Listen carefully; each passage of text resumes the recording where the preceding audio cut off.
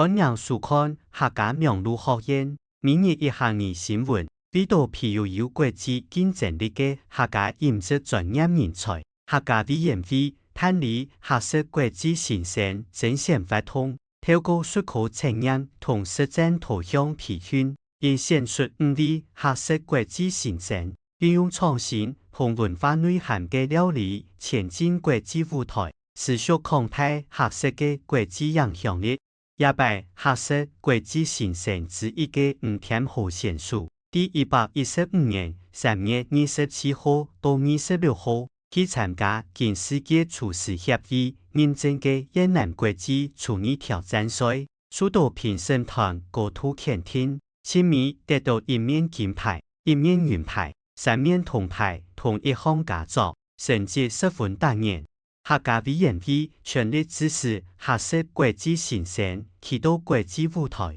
未來還有其他新生會陸續代表客家委員會到海外參加各大國際廚藝比賽，用創新料理呈現客家飲食精神，同愛到跳下見證客家國際新生在世界舞台上還達到的精彩表現。以上是客家名錄學院的報道。接下來要教大家今本日的每日一項語就是廚師。廚師，一位廚師當為主食，一位廚師當為主食，唔好為忙啊，下一擺再來了。